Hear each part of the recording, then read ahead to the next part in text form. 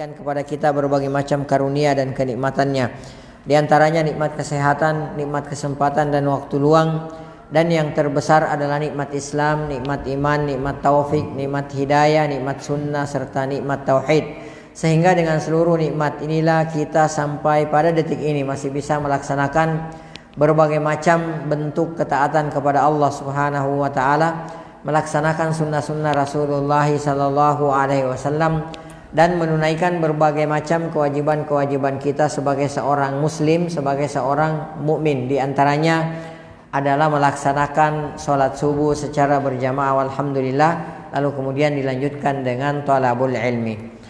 Kemudian selanjutnya tak lupa pula salam dan salawat semoga senantiasa tercurahkan atas junjungan Nabiullah Muhammad sallallahu alaihi wasallam, Nabi yang telah membawa kita, Nabi yang telah mengeluarkan dan menuntun kita dari gelap dan pekatnya alam jahiliyah menuju kepada terangnya alam Islam yang sempurna. Bapak dan Ibu sidang jamaah salat subuh yang semoga dirahmati oleh Allah Subhanahu wa taala.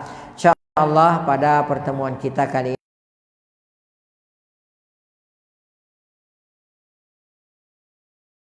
ini kembali kita akan melanjutkan, dan pada pertemuan yang telah lalu kita sudah sampai pada anjuran atau saran dari Ummul Mukminin, ya, Hafsah radhiyallahu taala anha, ya, istri Rasulullah sallallahu alaihi wasallam kepada Umar, kepada ayahnya radhiyallahu taala anhuma. Yang mana ya Hafsah radhiyallahu taala anha, beliau menyarankan kepada khalifah, kepada Umar bin Khattab radhiyallahu taala anhu, agar supaya saat itu memakai pakaian yang lebih layak, ya, lebih lembut, ya, lebih bagus daripada yang dipakai pada saat Amirul Mukminin pada saat itu. Kemudian beliau juga menganjurkan agar supaya beliau memakan makanan yang lebih lembut, yang lebih enak, yang lebih pantas daripada yang dimakan oleh Umar pada saat itu.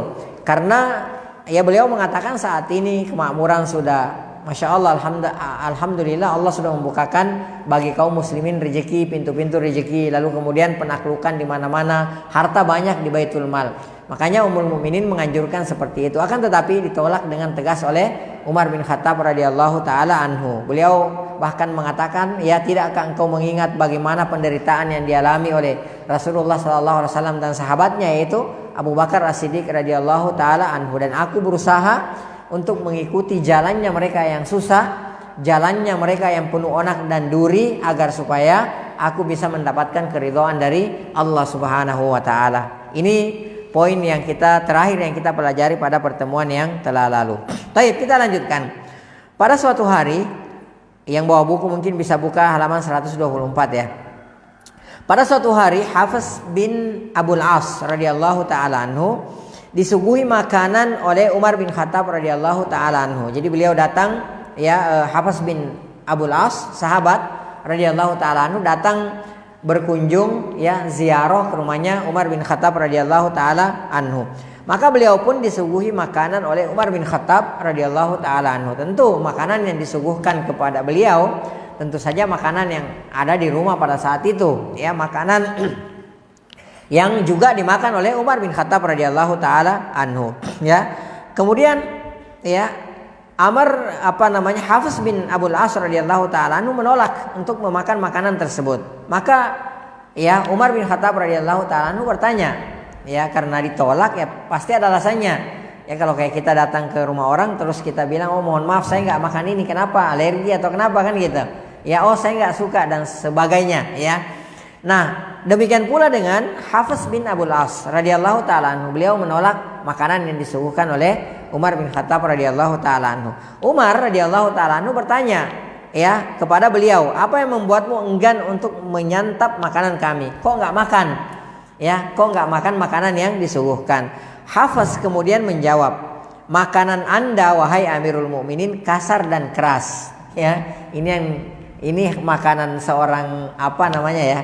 Kalau presiden ya presiden, kalau raja gitu kan. Tapi ini lebih dari presiden dan raja, karena bukan cuma menguasai satu wilayah saja, enggak. Ini semua timur dan barat sudah mulai dikuasai pada saat itu. Ya, mulai Persia, Romawi sudah mulai tunduk pada saat itu. Ya, wilayah kekuasaan Islam sudah kemana-mana pada saat itu. Loh kok makanannya, makanan seorang penguasa, orang nomor 1 di dunia pada saat itu, makanannya keras dan kasar. Hafiz bin Abul As radhiyallahu taala anhu apa adanya. Ditanya kenapa menolak, ya beliau bilang saya nggak biasa makan makanan yang yang kasar seperti ini ya. Kemudian Umar bin Khattab radhiyallahu taala anhu menjawab, beliau mengatakan, apakah menurut Anda saya tidak mampu menyuruh seseorang menyembelih kambing dan membuang bulu-bulunya, lalu menyuruh orang lain untuk memberiku tepung, menyaringnya di secari kain, dan menuangkan air di atasnya hingga menjadikannya roti yang lembut. Lalu aku menyuruh orang lain lagi membawakan kepadaku 1 sak tepung. Kemudian memasukkannya ke dalam su'un. Su'un itu di Arab itu su'un itu terbuat dari semacam kirba, terbuat dari terbuat dari wadah. Kalau kayak kita kayak gayung, tapi terbuat dari kulit yang biasa dipakai untuk mengambil air, menuang air gitu, seperti itu. Beliau mengatakan, kemudian saya nyuruh orang mendatangkan 1 sak tepung, kemudian memasukkannya ke dalam su'un dan menuanginya adonan tadi dengan air sehingga daging kambing itu terlihat seperti darah hati rusa gitu, seperti itu. Jadi intinya begini, beliau sebagai seorang khalifah, orang nomor 1 pada saat itu, beliau mengatakan kepada Hafiz bin Abul As, karena Hafiz mengatakan makanan Anda kasar dan keras. Kemudian Umar bin Khattab radhiyallahu taala anhu mengatakan, memang kamu pikir saya nggak bisa nyuruh orang cari kambing gitu kan, bawa kambing ke sini saya suruh sembeli, kemudian saya suruh datangkan tepung, kemudian tepung itu disaring tepung itu kan kalau nggak disaring kasar, kalau disaring, kalau dulu mungkin, kalau sekarang kan alatnya banyak, tapi kalau dulu pakai kain buat menyaring tepung itu sehingga yang turun itu cuma sarinya saja, jadi kasar-kasarnya ampasnya tertinggal, kemudian dibuat jadi adonan tepung gitu kan, seperti itu. Intinya simpelnya Umar bilang begini, apa kamu pikir saya nggak bisa makan makanan enak? Saya nggak bisa menyediakan makanan enak, intinya seperti itu. Karena ditegur oleh Abul As, makanannya kasar, makanannya nggak enak, gitu kan, seperti itu. Beliau mengatakan, apa kamu pikir bahwa saya tidak bisa menyediakan makanan yang enak, gitu kan, seperti itu. Kemudian Hafiz lantas menjawab, menurut saya Anda memang tahu betul perihal kehidupan yang nikmat. Abul As mengatakan bahwa saya tahu Anda pasti bisa menikmati makanan yang enak, kehidupan yang nikmat, gitu kan, seperti itu. Kemudian Umar radhiyallahu taala anhu mengatakan, tepat sekali, demi zat yang jiwaku berada di tangannya, seandainya tidak khawatir kebaikanku akan berkurang, niscaya aku akan mengikuti kalian dalam menikmati kehidupan yang lembut dan nikmat. Subhanallah. Ini seorang Umar bin Khattab radhiyallahu taala anhu, yang sudah kita ketahui dari dulu, sudah kita ketahui bahwa Umar itu adalah salah seorang dari al-asyara al-mubasysyaruna bil jannah. Satu dari 10 orang yang sudah jelas namanya sudah ada di surga. Sudah dijamin masuk surga oleh Allah Subhanahu wa taala melalui lisan Rasulullah sallallahu alaihi wasallam. Dan banyak sekali keutamaan Umar bin Khattab yang sudah kita pelajari. Akan tetapi beliau mengatakan, Anda ini, saya tidak khawatir, saya tidak takut kebaikanku berkurang ketika saya menikmati seperti kehidupan kalian yang nikmat, maka saya akan lakukan. Masya Allah. Kita nggak dilarang kok. Kita nggak dilarang makan makanan yang enak. Kita nggak dilarang kita nggak dilarang memakai pakaian yang bagus. Kita tidak dilarang menempati rumah yang bagus, kendaraan yang bagus misalnya, selama itu adalah perkara yang kita dapatkan dengan cara yang halal. Akan tetapi perhatikan, ini seorang yang sudah dijamin masuk surga, beliau mengatakan, Anda ini, saya nggak takut kebaikanku berkurang karena menikmati kehidupan yang nikmat seperti kalian, maka saya akan lakukan. Jadi masya Allah, mendengarkan seperti ini kita jadi speechless. Adapun kita tidak ada jaminan dari Allah Subhanahu Wa Taala, kita kepedean. Kalau kita terlalu pede menjalani hidup ini, seolah-olah kita ini sudah akan masuk surga, sehingga kita melakukan apa yang mau kita lakukan, kita makan apa yang kita mau makan, ya, kita menikmati apa yang kita mau nikmati. Berbeda dengan seorang yang sudah dijamin oleh Allah Subhanahu wa taala memasuki surga. Beliau mengatakan, demi zat, beliau bersumpah demi Allah maksudnya, ya. Seandainya saya tidak khawatir kebaikan saya akan berkurang, niscaya saya akan menikmati, ya, akan mengikuti kalian dalam menikmati kehidupan yang lembut dan nikmat. Taib. Kemudian di lain waktu, suatu ketika Umar bin Khattab radhiyallahu taala anhu, beliau, ya, ingin sekali menyantap ikan segar, ya. Jadi beliau mau makan ikan segar. Kemudian beliau menyuruh Yarfa. Yarfa ini adalah pelayan beliau. Kemudian berangkatlah, ya, Yarfa langsung mengendarai hewan tunggangannya dan bolak-balik berupaya mendapatkan ikan segar selama 2 malam berturut-turut, ya. Jangan kita bayangkan di negeri kita, apalagi di serba, masya Allah, yang serba fasilitas sekarang ini, ya. Antum tahu lah padang pasir gimana susahnya nyari ikan. Ya, nggak gampang nyari ikan itu. Kalau kayak kita mah 10 menit udah dapat ikan, ya. Keluar dari rumah juga udah ada penjual ikan gitu di depan rumah kita. Ini 2 hari Yarfa, pembantu beliau, bolak-balik 2 malam nyari ikan. Mana ada ikan gitu, bolak-balik nyari ikan, ya, memakai kendaraannya, ya. Nggak tahu apakah pakai kuda atau pakai onta. Yang jelas menaiki kendaraan untuk mencari, bolak-balik mencari ikan untuk Umar bin Khattab radhiyallahu taala anhu, ya. Taib. Setelah beliau mendapatkan ikan, ya, beliau kemudian membeli keranjang kecil untuk menyimpan ikan tersebut sampai kemudian diberikan kepada Umar bin Khattab radhiyallahu taala anhu. Kemudian Yarfa menghampiri hewan tunggangan tadi dan membersihkan badannya dari keringat. Jadi setelah beliau menyerahkan ikannya yang ada di dalam keranjang kepada Amirul Mukminin radhiyallahu taala anhu, kemudian beliau pun melap kendaraannya, ya, diseka. Jadi mungkin kalau kayak kuda atau onta mungkin ada banyak keringatnya, bolak-balik. Jadi akhirnya basah karena keringat. Kemudian keringat tersebut dilap, diseka oleh Yarfa. Nah, ini diperhatikan oleh Umar bin Khattab radhiyallahu taala anhu, dilihat langsung oleh Umar bin Khattab radhiyallahu taala anhu.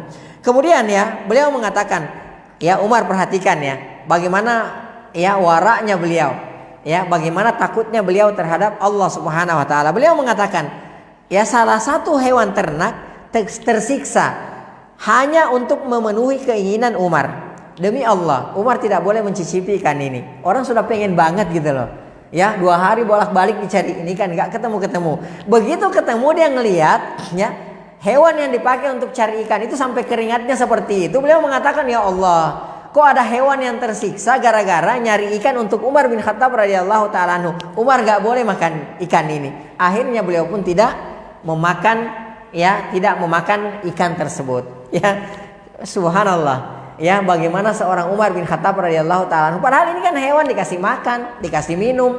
Ya, memang dijadikan oleh Allah Subhanahu wa taala untuk kita kendarai, ya, untuk kita tunggangi, untuk kita manfaatkan dengan seluas-luasnya, selama itu tidak zalim, selama kita tidak zalim terhadap hewan-hewan tersebut.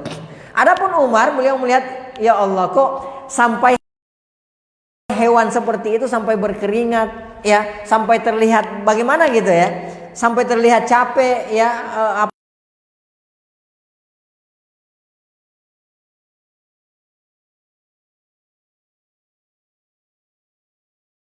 lelah, ya, hewan tersebut hanya untuk mencarikan ikan untuk Umar bin Khattab radhiyallahu taala anhu. Kemudian beliau mengatakan Umar tidak masuk ke rumah anaknya Abdullah bin Umar radhiyallahu taala anhuma. Ternyata di dalam rumah, ya, Abdullah bin Umar radhiyallahu taala anhuma, beliau menemukan daging, ya. Jadi kayak mungkin di meja makan, pas beliau masuk ke rumah anaknya, beliau melihat ada daging kalau kayak kita di atas meja makan, ya. Kemudian beliau bertanya, daging apa ini wahai Abdullah? Kemudian Abdullah radhiyallahu taala anhu menjawab, aku ingin sekali memakannya. Jadi saya tuh pengen banget makan daging gitu, ya. Kemudian Umar bertanya, apakah setiap yang engkau inginkan harus dimakan? Cukuplah seorang dianggap telah melampaui batas apabila ia memakan setiap makanan yang diinginkannya, ya. Jadi ada daging di atas meja makan, ya. Kemudian Umar bertanya, ini daging apa, ya, ini dari mana, mau diapain? Ini daging saya sudah beli, saya mau makan, saya tuh pengen banget makan daging, ya.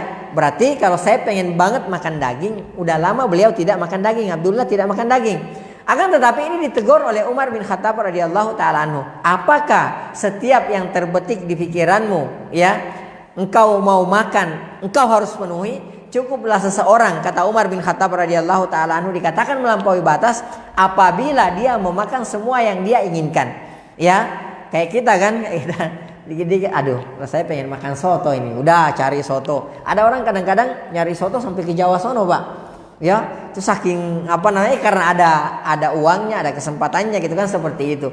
Sampai cerita, wah saya sudah menikmati kuliner sudah sampai kemana-mana gitu, sampai ke seluruh Nusantara saya sudah muter-muter menikmati kuliner.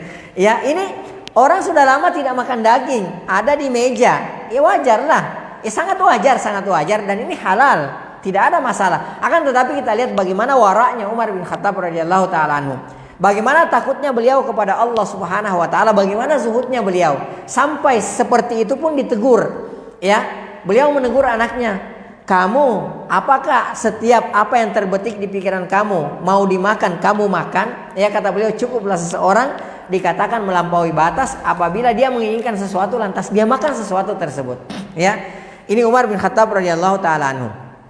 Kemudian Umar bin Khattab radhiyallahu taala anhu pernah diberikan sejumlah harta. Lalu harta tersebut disimpan di masjid. Ya, Umar keluar dari rumahnya menuju ke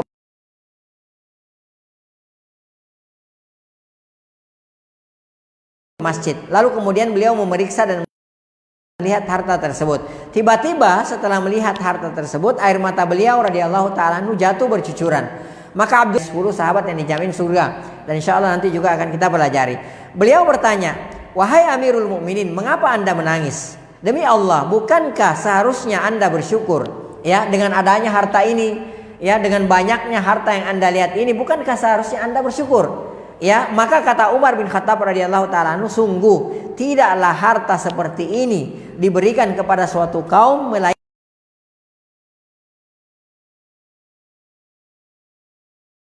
yang demikian itu sama saja dengan menanamkan benih permusuhan dan perselisihan di antara mereka. Ya. Kalau kita melihat harta, Masya Allah, semakin banyak harta yang kita lihat atau semakin banyak harta kita, semakin senang kita.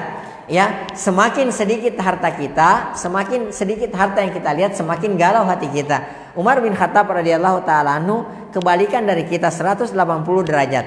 Ya, perbedaannya sangat jauh antara langit dan dasar sumur. Kalau beliau melihat harta seperti ini, padahal orang tahu, beliau tahu ini bukan hartanya, ini harta kaum muslimin. Akan tetapi beliau menangisi harta tersebut. Karena kenapa, kata beliau, dengan banyaknya harta seperti ini justru inilah ya munculnya benih-benih permusuhan, ya timbulnya bibit-bibit permusuhan di antara kaum muslimin. Ya, nah yang banyak menyebabkan, ya di antara sebab yang banyak menyebabkan kita bertikai, bertengkar, bahkan ada saudara, adik kakak yang saling membunuh, ya. Ada saudara, adik kakak yang tidak saling bicara, yang tidak saling tegur sampai bertahun-tahun gara-gara apa? Gara-gara harta. Ya, ada orang gara-gara warisan sampai tahunan sampai mati nggak tegur sapa. Ya, ada orang yang seperti itu. Makanya Umar bin Khattab radhiyallahu taala anhu menangis dan beliau mengatakan bahwa yang seperti inilah yang menimbulkan benih-benih bibit-bibit permusuhan di antara kaum muslimin. Ya, taib. Suatu ketika Umar bin Khattab radhiyallahu taala anhu mendapatkan kiriman berupa minyak misik, ya. Minyak misk itu adalah minyak kasturi, dan minyak kasturi ini adalah salah satu minyak parfum ya favorit Rasulullah sallallahu alaihi wasallam. Jadi minyak kasturi itu, misk itu, dia wanginya itu lembut. Akan tetapi awet, bertahan lama. Jadi kalau di baju, kalau kayak kita disemprotkan di baju itu awet, ya. Bahkan kadang-kadang ada parfum tuh sampai dicuci, habis baju dicuci, itu wanginya belum hilang. Nah, minyak misk ini, kasturi ini lembut, ya, aromanya lembut. Akan tetapi awet di baju kita, gitu kan, seperti itu. Ini misk. Nah, ini terkenal di Arab. Ya, taib. Kemudian beliau juga mendapatkan kiriman batu ambar. Kalau batu ambar itu kayak semacam batu permata, ya. Dulu pernah ngetren di kita itu batu-batu cincin yang mahal itu seperti itu, batu-batu ambar itu bahkan dibeli sampai jutaan, bahkan ada puluhan sampai ratusan juta. Ya, beliau mendapatkan kiriman minyak misk, ya, kasturi dan batu ambar dari Bahrain. Kemudian beliau mengatakan, ya, demi Allah, aku akan merasa senang sekali jika ada seorang wanita yang baik dalam menimbang sesuatu. sehingga aku bisa memintanya untuk menimbang benda-benda ini seperti yang kuinginkan, yakni agar aku dapat membagi-bagikannya kepada kaum muslimin. Ya, beliau mendapatkan hadiah minyak parfum yang banyak. Kemudian beliau mengatakan, saya tuh pengen banget ada seorang wanita yang jago menakar gitu loh, ya. Jadi jago kalau kayak sekarang kan timbangan banyak ya. Bahkan kita kalau minum kopi pun bisa ditimbang gitu. Ada orang saking ininya minum kopi sampai ditimbang airnya sekian sekian miligram gitu kan. Ditimbang lah seperti itu. Dulu nggak ada. Jadi beliau tuh minta seorang dicalonkan untuk bisa menimbang menakar minyak tersebut. Kemudian dibagikan kepada kaum muslimin secara adil. Jadi berapa mili misalnya kan seperti itu ya. Kemudian dibagi-bagikan secara merata kepada kaum muslimin ya. Taib. Kemudian Atikah binti Zaid. Atikah binti Zaid radhiyallahu taala anhuma.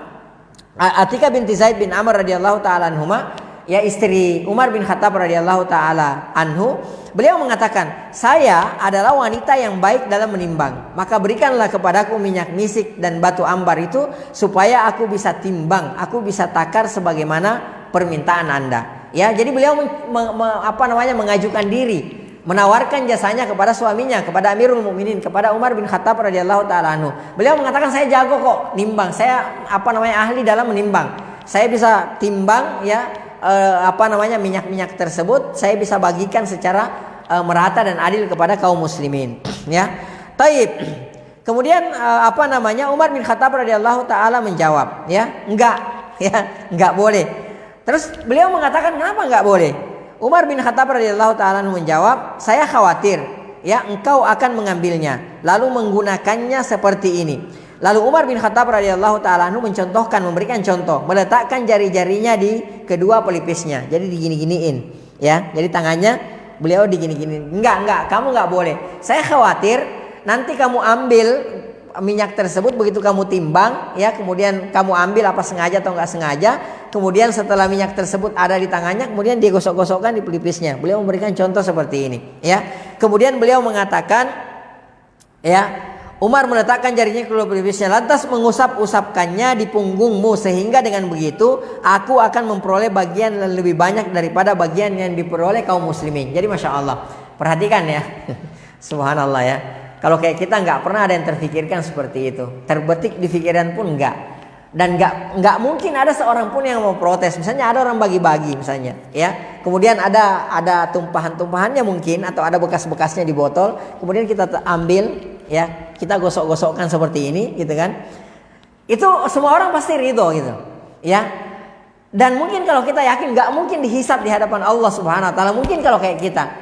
Perhatikan Umar bin Khattab radhiyallahu taala anhu tidak menerima tawaran istrinya. Ya, karena kenapa? Beliau khawatir jangan-jangan nanti di tangannya ada parfum, ya, yang tersisa, kemudian dia gini-gini di pelipisnya. Ya, kemudian beliau mengatakan, saya khawatir justru saya mendapatkan bagian lebih banyak daripada orang lain, daripada rakyat, daripada kaum muslimin. Ya, jadi Masya Allah ya, segitunya Umar bin Khattab radhiyallahu taala anhu. Ya. Taib. Dari Anas bin Malik radhiyallahu taala anhu, beliau mengisahkan, pada suatu hari perut Umar radhiyallahu taala anhu keroncongan. Kondisi ini dialaminya karena hanya makan minyak pada tahun paceklik. Jadi ini diantara kebiasaan Umar bin Khattab radhiyallahu taala anhu, karena pada saat itu pernah terjadi di masa kekhalifahan beliau, itu pernah terjadi paceklik yang sangat luar biasa sekali, ya. Terkenal dalam sirah, ya, dalam sejarah, bahwa pada saat itu pernah terjadi di masa kekhalifahan beliau, terjadi musim kemarau paceklik yang sangat panjang sekali. Makanya kan terkenal kisahnya, ya, ketika beliau radhiyallahu taala anhu pernah datang ke Al-Abbas, ya, dengan sahabat yang lainnya. Al-Abbas itu adalah pamannya Rasulullah sallallahu alaihi wasallam, ya. Beliau Umar bin Khattab dan sahabat lainnya, beliau datang ke kepada Al-Abbas, ya. Kemudian beliau mengatakan kepada Al-Abbas radhiyallahu taala anhu, dulu sewaktu Rasulullah sallallahu alaihi wasallam masih hidup, ya, kami datang kepada Rasulullah sallallahu alaihi wasallam dan meminta agar supaya Rasulullah sallallahu alaihi wasallam mendoakan agar supaya Allah Subhanahu wa taala menurunkan hujan. Ya, sekarang Rasulullah sallallahu alaihi wasallam sudah meninggal dunia, maka kami datang kepada Anda sebagai paman beliau dan kami meminta Anda berdoa kepada Allah Subhanahu wa taala, lalu kemudian agar supaya Allah Subhanahu wa taala menurunkan hujan kepada kita. Maka beliau pun keluar berdoa mengangkat tangannya tinggi-tinggi sampai seperti yang dilakukan oleh Rasulullah SAW ketika sholat istisqa gitu kan, seperti itu. Ya, kemudian tidak lama setelah itu turunlah hujan. Ya, nah di sini kita bisa ambil pelajaran bahwa andai nih, mohon maaf ya, andai ya bertawassul kepada orang yang sudah meninggal dunia itu dibolehkan ya atau disyariatkan, maka Umar bin Khattab radhiyallahu taala anhu dan para sahabat tentu berangkat bukan kepada Al-Abbas pamannya Rasulullah, akan tetapi datang ke kuburan Rasulullah SAW. Padahal kuburan Rasulullah SAW ya ada di kota Madinah pada saat itu. Ya, ada di kota Madinah pada saat itu, dan Umar bin Khattab dan sahabat lainnya juga di kota Madinah pada saat itu. Tapi kenapa mereka, andai nih kita boleh bertawassul kepada orang yang mati, yang sudah mati ya, untuk menyampaikan hajat kita kepada Allah Subhanahu wa taala, maka orang yang paling maka jenazah yang paling pantas kita jadikan sebagai sarana untuk bertawassul adalah siapa? Rasulullah sallallahu alaihi wasallam. Setelah Rasulullah SAW para sahabat, setelah para sahabat tabi'in, atba'ut tabi'in dan seterusnya. Tapi kenapa ya orang-orang yang berjalan di atas jalannya para salaf, kenapa mereka tidak melakukan itu? Karena memang tidak disyariatkan dalam agama kita ya. Nah, ini pernah terjadi kemarau yang sangat panjang sekali ya, dan itu terkenal sekali. Dan di saat itu Umar bin Khattab radhiyallahu taala anhu hampir setiap hari berpuasa ya, hampir setiap hari berpuasa, dan beliau hanya banyakkan memakan minyak samin ya. Paling banter, paling maksimal beliau makan roti keras itu, yang keras kemudian dipatahin, dijadikan kecil-kecil gitu, kemudian dicelupin di minyak samin tersebut, lalu beliau pun memakan roti keras tersebut. Ya, ini yang beliau lakukan. Ya, jadi kebanyakan perutnya itu kebanyakan kosong, ya, atau kebanyakan diisi dengan minyak samin, sehingga bunyinya perutnya itu berbunyi karena keroncongan. Ya, kemudian beliau radhiyallahu taala anhu ya, dan karena beliau tidak mau memakan lemak. Pada saat itu beliau tidak mau memakan lemak. Kemudian Umar radhiyallahu taala anhu mengetuk-ngetuk perutnya dengan salah satu jarinya. Jadi kalau kayak kita nih dipukul-pukul kayak gini perutnya ya. Dipukul-pukul perutnya, kemudian beliau berkata, ya, jadi seolah-olah beliau mengajak berbicara perutnya. Beliau mengatakan, perut berbunyi, engkau berbunyi dan memperdengarkan suara engkau.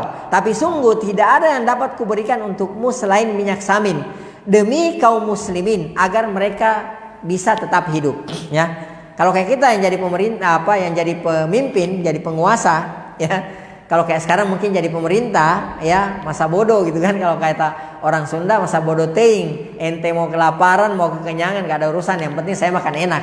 Mungkin kalau kita seperti itu. Tapi beliau mengatakan bahwa ya, saya lakukan ini agar kaum muslimin bisa selamat. Ya, agar mereka tuh tidak mati kelaparan. Ya, kalau kayak orang-orang sekarang jadi pemerintah, jadi penguasa, jadi pemimpin, ya, mungkin ya untuk uang makannya saja dalam setahun itu dan mungkin dibiayai oleh negeri itu, misalnya negara, itu bisa sampai ratusan juta. Sementara mungkin di bagian lain gitu kan, di daerah lain mungkin ada orang yang sudah sampai busung lapar gitu loh.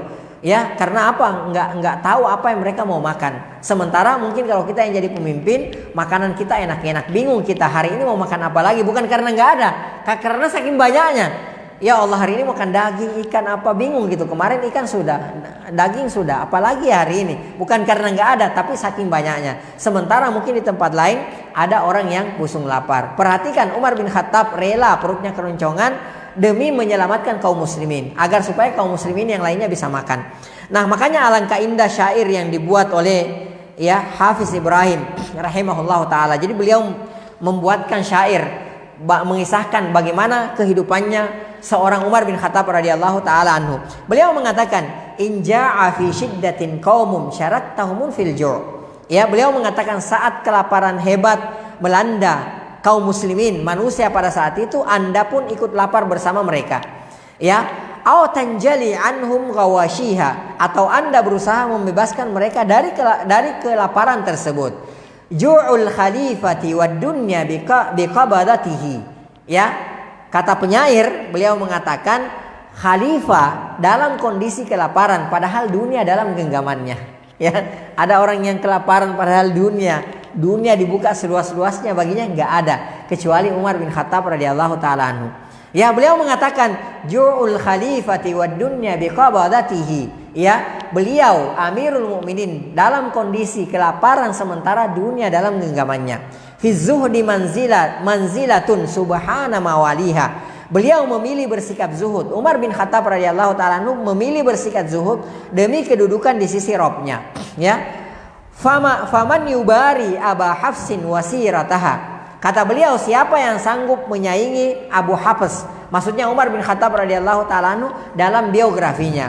Awaman yuhawilu lil Faruq tashbiha, atau siapa yang mampu menyamai Al Faruq. Yauma ishtahat zaujuhu al halwa faqala laha. Di hari, ya kata penyair, istrinya meminta manisan kepada Umar bin Khattab radhiyallahu taala anhu. Wajar dong seorang istri khalifah, ya seorang istri pemimpin meminta makanan berupa manisan kepada suaminya, kepada khalifah. Ya, yauma ishtahat zaujuhu al halwa faqala laha. Di hari istrinya meminta manisan kepada beliau, lalu kemudian beliau berkata kepada istrinya, min aina ni samanun al halwa fa ashriha. Ya Allah, dari mana saya mendapatkan uang untuk membeli manisan tersebut? Subhanallah. Ya, kalau kayak kita semiskin-miskinnya kita bisa beli manisan. Ya, beliau orang nomor 1 di dunia pada saat itu.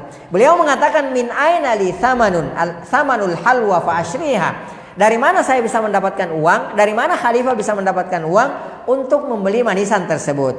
La tamtati syahawatin nafsi jamiha. Jangan engkau mengikuti dorongan jiwa yang tak patuh. Jangan engkau mengikuti bisikan hawa nafsu.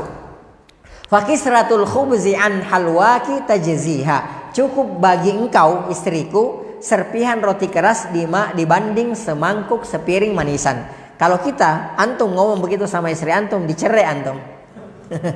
Ya, minta pulang ke rumah mertua kita. Ya, beliau mengatakan apa? Cukup bagimu sepotong roti kasar, ya, daripada semangkuk manisan.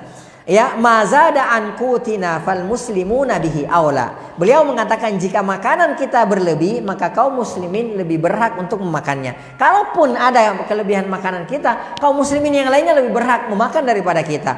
Ya. Fakumi li baitil mali ruddiha. Oleh karenanya kembalikanlah manisan tersebut ke Baitul Mal. Ya, kembalikan ke Baitul Mal. Karena kenapa? Kaum muslimin lainnya lebih layak memakan daripada kita. Ya, kadzaka akhlaquhu kanat wa ma'ahudat. Ya, ba'dan nubuwati akhlaqu tuhakiha. Demikianlah akhlaknya yang mulia, kata beliau, yang tak pernah ada pada orang lain selain para nabi yang menandinginya. Jadi hanya satu, ya. Dalam permasalahan ini yang menyaingi Umar bin Khattab radhiyallahu taala hanya satu, yaitu siapa? Para nabi alaihi salatu wassalam. Selain itu tidak ada lagi. Makanya kan sering para sahabat mengatakan Umar bin Khattab radhiyallahu taala beliau bukan yang pertama kali di antara kami yang masuk Islam. Umar bin Khattab radhiyallahu taala bukan pertama kali yang berhijrah di tengah-tengah kami. Akan tetapi kalau masalah zuhud, masalah wara, masalah tawadu, Umar radhiyallahu taala yang paling unggul di antara kami. Ya, ini Umar bin Khattab radhiyallahu taala anhu, ya. Taib. Ya, kemudian ya dari Sa'id bin Yazid radhiyallahu taala anhu, beliau mengisahkan, pada masa paceklik, aku melihat Umar bin Khattab radhiyallahu taala anhu mengenakan kain sarung dengan 16 tambalan.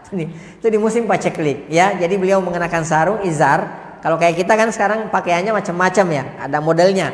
Kalau dulu itu ya kalau nggak rida ya izar, ya. Jadi ada dua kain atas sama kain bawah, ya. Jadi kalau yang di atas itu namanya rida, ya. Kalau yang di bawah itu namanya izar. Seperti yang biasa kita pakai umroh. Begitu model pakaiannya orang dulu, ya, di zaman Rasulullah SAW dan para sahabat radhiyallahu taala anhum ajma'in. Ya, jadi seperti itu pakaian mereka, ya. Dikisahkan di sini dari As-Sa'ib bin Yazid radhiyallahu taala anhu, beliau mengatakan pada masa paceklik, pada masa musim kemarau pada saat itu, saya melihat Umar bin Khattab radhiyallahu taala anhu mengenakan kain sarung dengan 16 tambalan.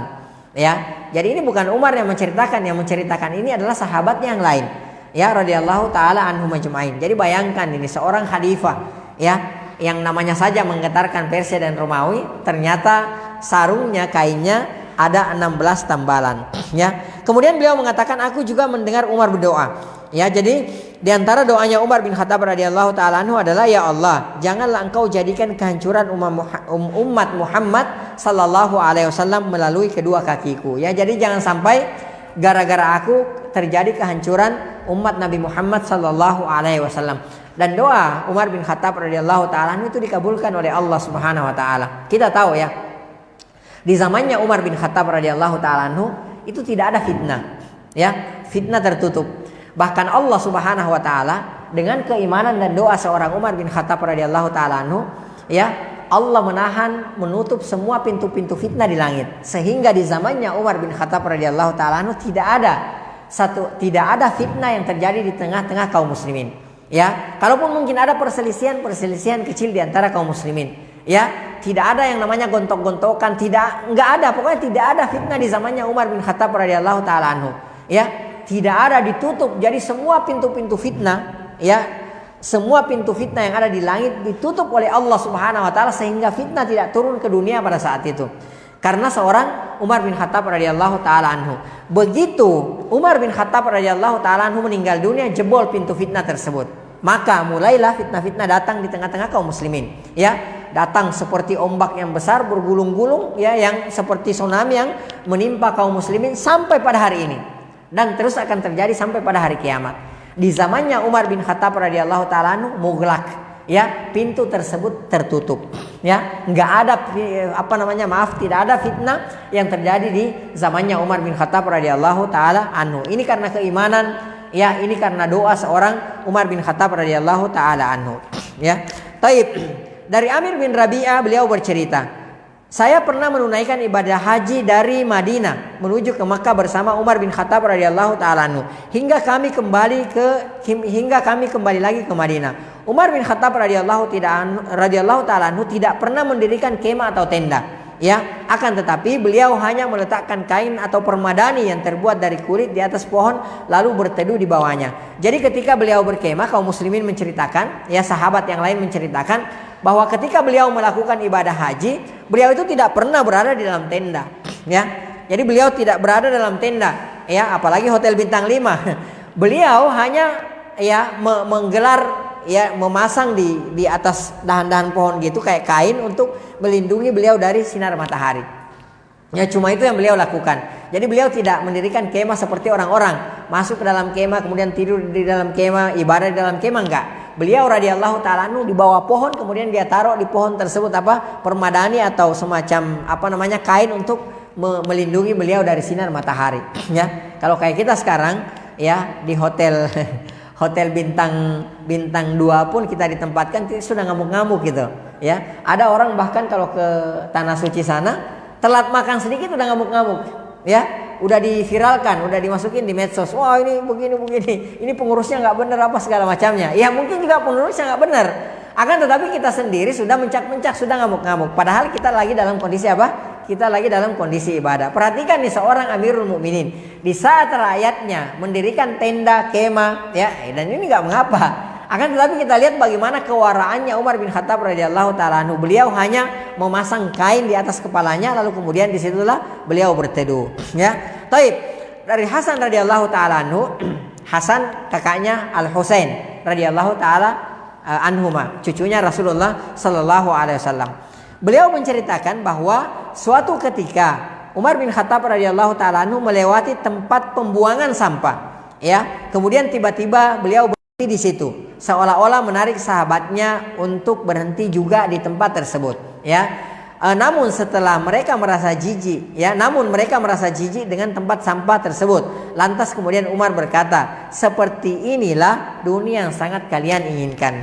Ya, analoginya luar biasa. Ya, bayangkan, ya, jadi beliau lewat di tempat sampah. Kalau kita lewat di tempat sampah, tutup mulut, ya, kemudian buru-buru pergi dari tempat sampah tersebut supaya tidak tercium baunya, kan gitu.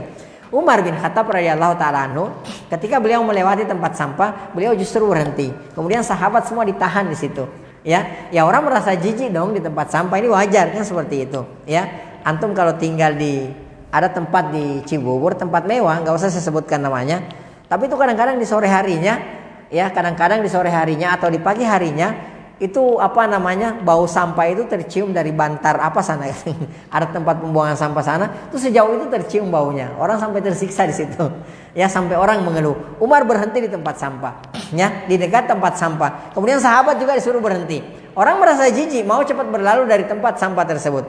Tapi Umar bin Khattab radhiyallahu taala hendak memberikan permisalan kepada mereka. Seperti inilah dunia yang sangat kalian inginkan tersebut. Seperti inilah dunia yang kalian perebutkan, yang karenanya kalian saling bunuh-bunuhan, karenanya kalian saling dengki, saling iri, saling hasad, ya, saling mencela antara satu dengan yang lainnya, saling menjatuhkan antara satu dengan yang lainnya. Seperti inilah dunia. Ya, Umar memberikan contoh seperti itu, seperti Rasulullah Sallallahu Alaihi Wasallam. Ketika Rasulullah Sallallahu Alaihi Wasallam melewati bangkai kambing, ya, melewati seekor bangkai kambing yang cacat lagi, ya. Kemudian Rasulullah Sallallahu Alaihi Wasallam mengatakan kepada para sahabat, ada nggak sih di antara kalian yang mau membeli, ya, bangkai kambing ini, ya, bangkai anak kambing ini 1 dirham, ya. Kata para sahabat, siapa yang mau beli siapa yang mau beli bangkai, dikasih gratis saja nggak mau, ya, bahkan hidup pun nggak mungkin, dikasih gratis ke kita pun nggak mungkin karena telinganya cacat, ya. Kata para sahabat, kata Rasulullah Sallallahu Alaihi Wasallam, wa mad dunya ahwanu, kata Rasulullah SAW, dunia lebih hina daripada bangkai kambing ini. Jadi masya Allah, ya, perhatikan Umar bin Khattab radhiyallahu taala anhu, ya, sampai ke sana pikirannya, ya. Kalau kayak kita nggak ada lah, orang kita kalau siapa di antara kita kalau ngelihat Alphard gitu kan, ngelihat Fortuner, tiba-tiba ngebayangin ya, kita kalau ngelihat, mohon maaf, kita kalau jangankan bukan tempat sampah, tapi kita tuh kalau ngelihat Fortuner gitu, ngelihat mobil Alphard gitu, kita malah mata kita terbelalak gitu kan, seperti itu. Ngelihat mobil mewah mata kita terbelalak. Umar bin Khattab memberikan permisalan bahwa tempat sampah yang kalian merasa jijik darinya, seperti inilah dunia yang kalian sangat inginkan. Jadi ini tidak akan keluar kecuali dari hati orang-orang yang betul-betul diberikan keikhlasan oleh Allah Subhanahu wa taala, dijaga oleh Allah Subhanahu wa taala, diberikan wara dan zuhud oleh Allah Subhanahu wa taala, ya. Sebagaimana kata, ya, Ibnul Qayyim rahimahullahu taala, beliau mengatakan bahwa tidak pantas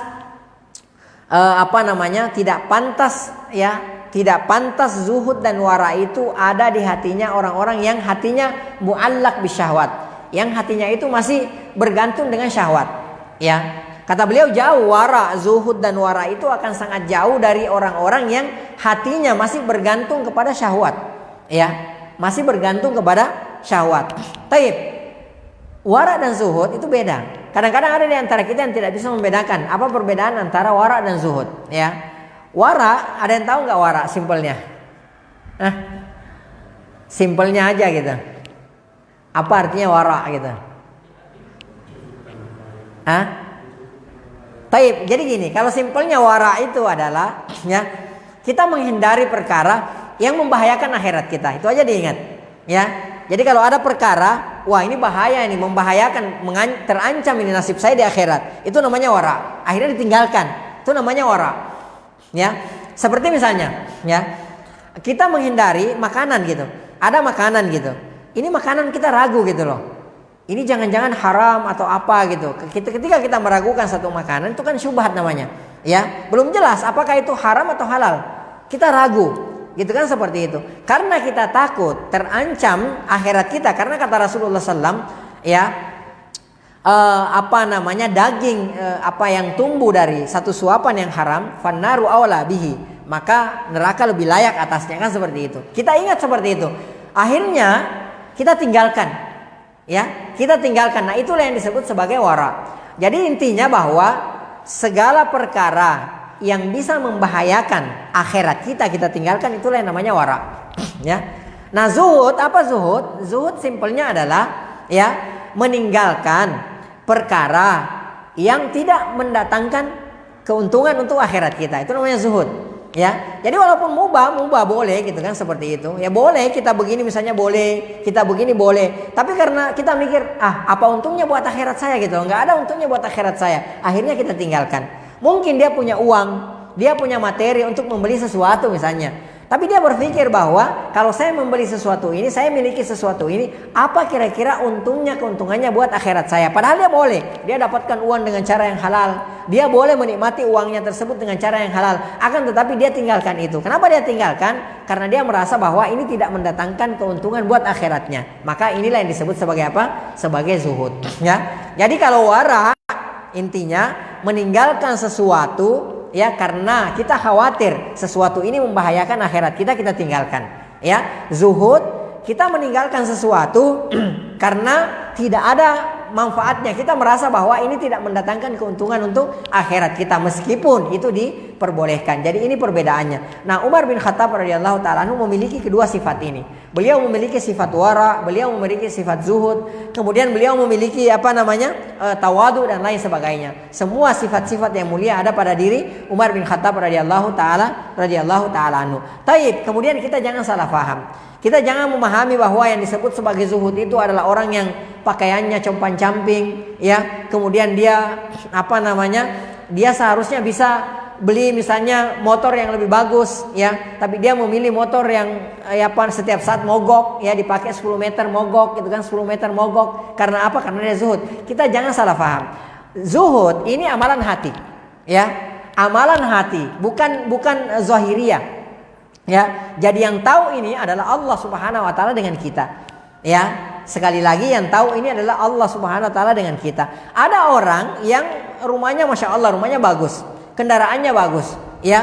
Dia bisa dia memakai pakaian yang bagus, ya. Akan tetapi semua fasilitas tersebut yang dia punyai semuanya dimanfaatkan di jalan Allah Subhanahu wa taala, di dalam ketaatan kepada Allah Subhanahu wa taala. Itulah yang disebut sebagai zuhud.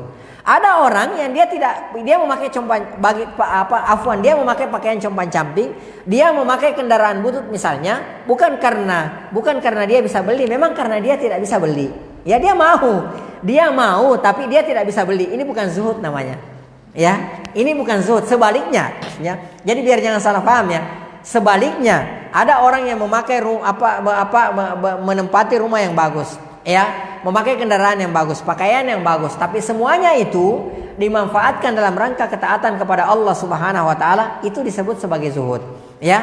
Jadi tidak dipakai bermaksiat, ya, bajunya, pakaiannya yang bagus tidak dipakai bermaksiat, memaksiati Allah, ya, rumahnya yang bagus tidak dipakai untuk memaksiati Allah Subhanahu wa taala, kendaraannya yang bagus tidak dipakai untuk memaksiati Allah Subhanahu wa taala. Jadi ini yang disebut sebagai zuhud. Jadi sekali lagi kata para ulama bahwa zuhud itu diantaranya Ibnul Qayyim, bahwa yang namanya zuhud itu adalah amalan hati, ya, bukan zahir kita, ya. Karena itu tadi ada orang yang terlihat pakaiannya Masya Allah sangat-sangat sederhana, akan tetapi dia sebenarnya dalam hatinya dia tahu dia sangat menginginkan pakaian yang bagus, dia tidak memakainya karena apa? Karena dia tidak sanggup membelinya. Kan ada yang seperti itu, bukan zuhud, bukan. Akan tetapi dia mau, akan tetapi dia tidak sanggup untuk membelinya. Karena dunia, ya, sekali lagi, dunia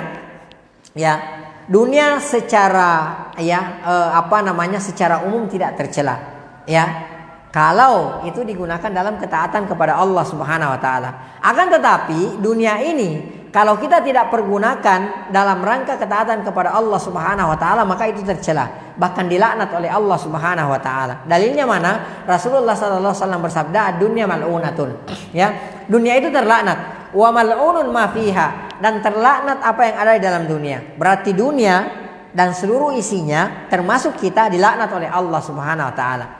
Ya, ad-dunya mal'unatun, dunia itu terlaknat. Wa mal'unun ma fiha, dan terlaknat apa yang ada di dalam dunia tersebut. Kita terlaknat apa tidak? Kita terlaknat, ya, karena kita tinggal di mana? Kita tinggal di dalam dunia. Andai kita tinggal di bulan, kita enggak dilaknat.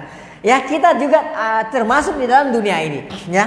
Kecuali ada beberapa perkara kata Rasulullah SAW, illa dzikrullah, kecuali zikir kepada Allah Subhanahu wa taala, wa ma walahu, dan melakukan ketaatan kepada Allah Subhanahu wa taala, ya.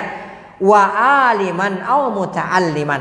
Kemudian kata Rasulullah di antaranya yang tidak terlaknat alim, orang yang alim, mengetahui ilmu syar'i, mengetahui perkara agama, ya. Wa muta'allim, minimal selalu belajar ilmu syar'i.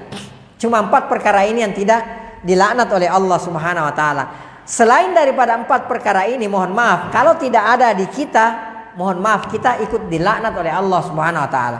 Jadi ingat tadi zikrullah, pertama zikir kepada Allah, yang kedua wa mawalahu, melakukan ketaatan kepada Allah Subhanahu wa taala, alim. Orang yang alim mengetahui perkara syar'i, perkara agama, minimal muta'allim, minimal selalu mempelajari, belajar ilmu syar'i, barulah tidak dilaknat oleh Allah Subhanahu wa taala. Selain 4 perkara ini, dunia dilaknat oleh Allah Subhanahu wa taala dan terlaknat apa yang ada di dalam dunia tersebut. Taib. Ya, taib. Ya, kita cukupkan sampai di sini insyaallah. Ya, kita akan lanjutkan masih pada wara dan takutnya Umar bin Khattab radhiyallahu taala anhu kepada Allah Subhanahu wa taala. Wallahu taala alam bisawab. Mungkin jika ada yang mau ditanyakan sebelum kajian ini kita akhiri, maka dipersilakan.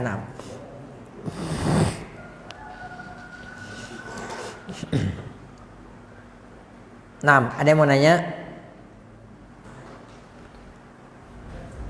Nah, silakan, fadhil.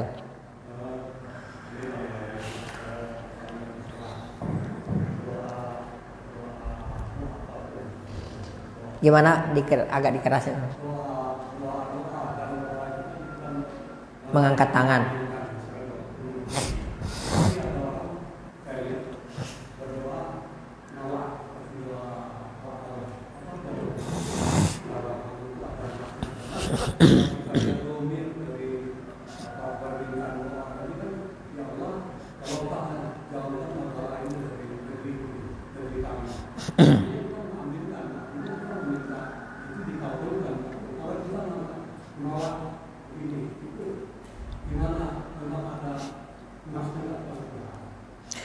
Taib. Jadi di antara adab ya. Di antara adab berdoa itu dengan mengangkat tangan. Ya, itu di antara adab berdoa. Ya. Jadi alangkah tidak beradabnya seorang hamba ketika dia berdoa lalu kemudian dia tidak mengangkat tangannya. Ya. Maka di antara adab berdoa yang dicontohkan oleh Rasulullah SAW itu dengan mengangkat ya kedua tangan. Ya, ada yang mengatakan bahwa mengangkat tangan seperti ini ya. Ada yang mengatakan diantaranya mungkin kalau diantaranya ulama abad ini yaitu Syekh Al-Utsaimin rahimahullah taala, beliau mengatakan bahwa ketika kita berdoa itu dirapatkan seperti ini ya, kedua tangan kita diangkat kemudian dirapatkan seperti ini ya. Beda lagi misalnya kalau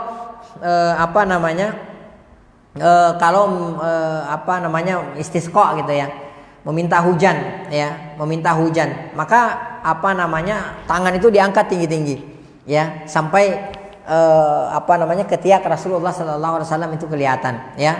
Begitu pula dengan istighatsah kan seperti itu. Jadi mengangkat ya tangan tinggi-tinggi sampai Rasulullah sallallahu alaihi wasallam itu terlihat ketiaknya ya.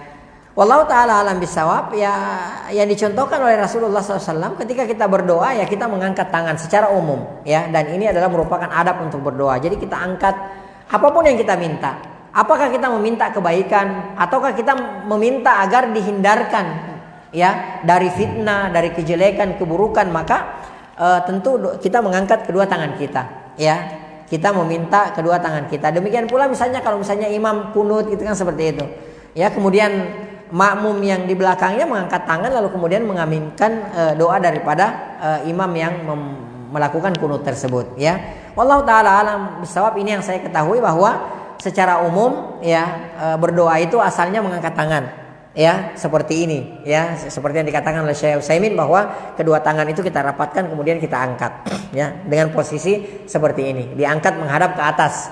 Ini secara umum dan ini adalah merupakan adab untuk berdoa. Sama saja apakah doanya meminta kebaikan dunia akhirat ya, apakah doanya memohon kepada Allah agar terhindar dari berbagai macam bencana, berbagai macam fitnah, berbagai macam keburukan, itu diperintahkan asalnya kita mengangkat tangan kita ya, kecuali zikir-zikir yang dicontohkan oleh Rasulullah SAW dan Rasulullah SAW tidak mengangkat tangan, maka kita tidak mengangkat tangan. Contoh misalnya ketika di pagi hari ya, di antara zikir pagi yang disyariatkan oleh Rasulullah SAW adalah setelah sholat subuh, di antaranya adalah Allahumma inni as'aluka ilman nafi'a. Ya Allah, ini kan permohonan kan? Tapi ternyata Rasulullah nggak angkat tangan, nggak Rasulullah Allahumma inni as'aluka ilman nafi'a wa rizqan thayyiban wa amalan mutaqabbal gitu kan, enggak. Rasulullah tidak mengangkat tangan karena ini adalah merupakan zikir di antara zikir pagi dan dicontohkan Rasulullah tidak mengangkat tangan. Allahumma inni as'aluka ilman nafi'a, ya Allah aku mohon kepadamu ilmu yang bermanfaat, ya ilman nafi'a wa rizqan wasi'a, ya dan rezeki, ya Allahumma inni as'aluka ilman nafi'a wa rizqan thayyiban, rezeki yang baik-baik, ya wa amalan mutaqabbala, dan amal yang diterima, ya. Akan tetapi kalau di saat-saat kita memang kondisinya mau berdoa, ya, misalnya hujan lagi turun misalnya, karena hujan itu momen di mana doa kita diijabah oleh Allah Subhanahu wa taala. Saat itu kalau kita mau berdoa dengan zikir tadi boleh kita angkat tangan, ya.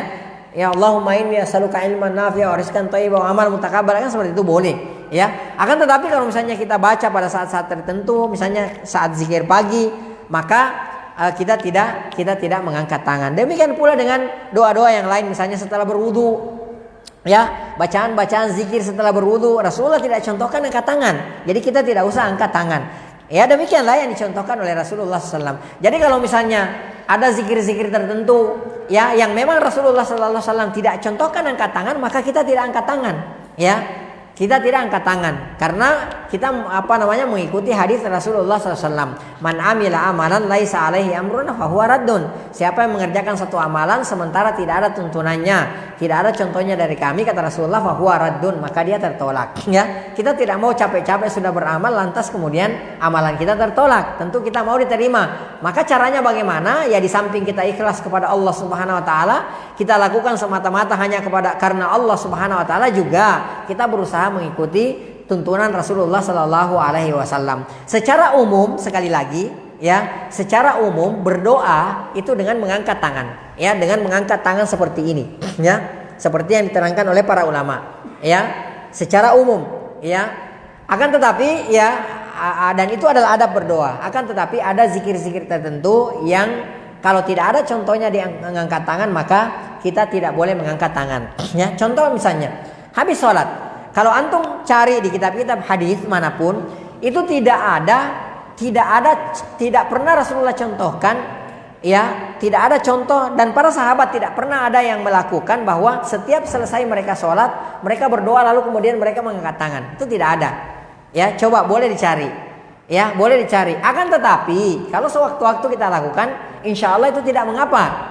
Ya, itu tidak mengapa. Kalau misalnya kita mau berdoa setelah sholat, ya tentu ya silahkan berdoa. Maksudnya, tapi jangan sampai merutinkan dengan mengangkat tangan, karena tidak pernah dilakukan oleh Rasulullah SAW. Mungkin habis sholat tiba-tiba hujan turun gitu kan, lantas kemudian pada saat itu kita berdoa karena pada saat itu hujan turun, seperti itu. Akan tetapi terus menerus kita lakukan, kita rutinkan, ya, tidak pernah dicontohkan oleh Rasulullah Sallallahu Alaihi Wasallam. Ya, jadi berdoa secara mutlak, ya, silahkan perbanyak berdoa, apalagi di tempat-tempat, di momen-momen, ya, di mana doa diijabah, maka silahkan perbanyak doa, ya, silahkan perbanyak doa dengan mengangkat kedua tangan kita, ya. Jadi bukan dengan misalnya tolak bala lantas kita giniin karena kita menolak gitu, ya. Yang yang mendatangkan bala itu adalah siapa? Allah Subhanahu wa taala. Yang menolak bala itu adalah Allah Subhanahu wa taala. Makanya kita berdoa meminta kepada Allah Subhanahu wa taala, dan adabnya berdoa itu dengan cara mengangkat tangan kita. Ya, seperti itu. Katakan wahai Muhammad la yusibana. Ya, At-Taubah ayat 51. Katakan wahai Muhammad la yusibana. Tidak ada yang bisa menimpa, tidak ada satu musibah apapun, bahaya apapun tidak akan bisa menimpa kita illa ma kataballahu lana, kecuali apa yang telah ditetapkan oleh Allah Subhanahu wa taala kepada kita. Huwa maulana. Allah Subhanahu wa taala adalah maulana. Allah Subhanahu wa taala adalah pelindung kita, ya. Allah Subhanahu wa taala pelindung kita. Wa 'alallahi falyatawakkalul mu'minun, dan hanya kepada Allah lah orang-orang beriman itu bertawakal. Nah, dengan mengangkat tangan seperti ini, di sini pula dalil, ya, bagi kita, di antara dalilnya dari sekian ribuan dalil yang mengatakan bahwasanya Allah Subhanahu wa taala berada di atas, ya, di atas langit, gitu kan, seperti itu. Ini menunjukkan, ya, karena kalau misalnya Allah di bawah atau di mana-mana, ya tentu doanya ke sana kemari menghadapnya. Tapi karena begini, ya berarti Allah di atas. Ya, ini secara fitrahnya seperti itu. Allah taala alam bisawab. Naam. Masih ada? Udah cukup. Taib, kita cukupkan sampai di sini. Mohon maaf jika ada yang salah atau ada yang keliru. Yang salah dan yang keliru itu murni dari saya pribadi, dari kurangnya ilmu dan dari syaitan. Yang benar itu semua datangnya dari Allah Subhanahu wa taala. Apa yang salah, apa yang keliru dari penyampaian saya tadi, Allah dan Rasulnya berlepas diri dari kekeliruan tersebut. Naktafi bihadzal qadar wa naktafi bihadzal qadar wa nakhtatim bi subhanakallahumma bihamdik nasyhadu an la ilaha illa anta nastaghfiruka wa natubu ilaik. Hadani Allahu ayyakum wa sallallahu ala nabiyyina Muhammad wa ala alihi washabbihi ajmain wa akhiru da'wana alhamdulillahi rabbil alamin. Wassalamu alaikum warahmatullahi wabarakatuh.